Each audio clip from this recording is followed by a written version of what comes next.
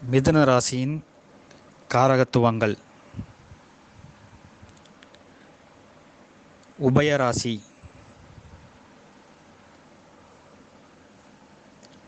தோள்பட்டை, கைகள், நுரையீரல்,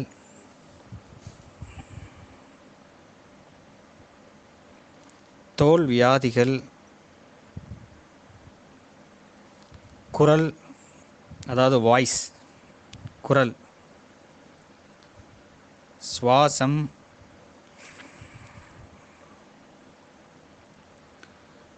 புத்தகம் வைக்கும் இடம்,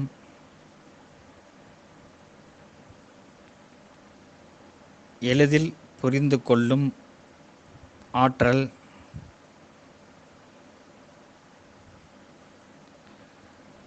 மனித குணம்,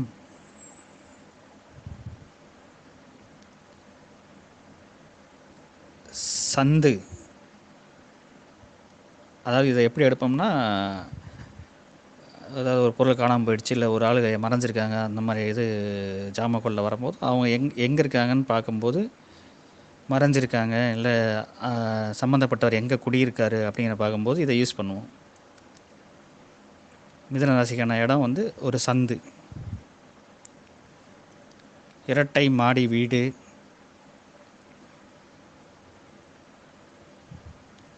தகவல் தொடர்பு,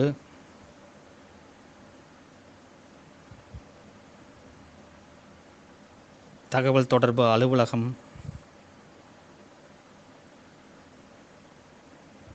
பத்திரிகை அலுவலகம், ஆராய்ச்சி மையம்,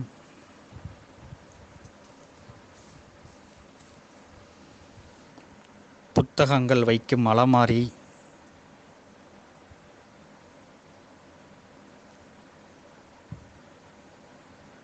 இதை எப்போ யூஸ் பண்ணோம்னா, இப்போ உங்கள் வீட்டுக்குள்ளேயே நீங்கள் ஏதாவது ஒரு பொருளை தொலைச்சிட்டிங்க, அப்போ வந்து நீங்கள் ஜாமக்கோல் போட்டு பார்க்குறீங்க, அந்த பொருள் வந்து வீட்டில் எங்கனக்குள்ளே இருக்குன்னு சொல்லி பார்க்கும்போது பார்த்தீங்கன்னா அது கரெக்டாக காமிச்சு கொடுக்கும். அந்த இடத்துல போய் தேடிங்கன்னா அந்த பொருள் கிடைக்கும்.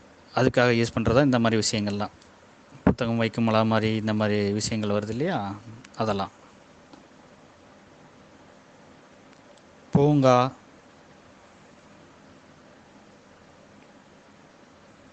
நகரம், கணிதத்துறை, கணக்கர், சட்டம் மற்றும் நீதித்துறை,